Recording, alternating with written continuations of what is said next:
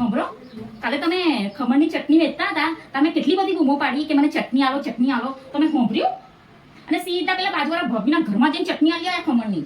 ત્યાં જા ચટણી માગી. હું તો કહું આ ડીજે બીજે વાગતું હતું તો અહીં સંભળાય. આ ભાભીએ હું ભાભી ભાવે ચટણી વેચતો હતો એટલે ભાભીએ ઈશારો કર્યો એટલે ભાભી ચટણી આપવા ગયો. આ ગરબાની કેવી મજા આવી હતી. હા તો તમારો ડોરો તો ભાભી બાજુ જ હોય છે ને, એટલે ઈશારો ભાભી આમ કર્યો એટલે સીધા અંદર જતા ગયા ચટણી આલવા, પણ પોતાની કઈરી ના દેખાઈ. હવે આપણું ઘર ખૂણા પડે તું તો અહીં દેખાવ. મફતી ચટણી ખાઈ તારા બધા ગરબા ગાવા આવીશું ફળિયામાં.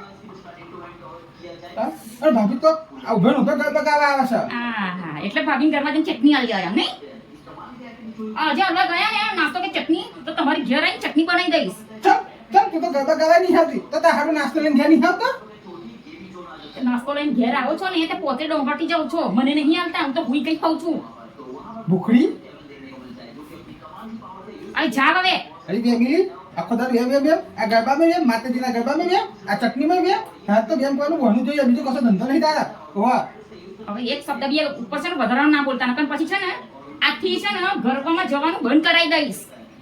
તું ઘેર જ ગરબા ગાવા પડશે, ઘેર જ. હા અને ઘેર જ ચટણી તમારી બનાવી દઈશ.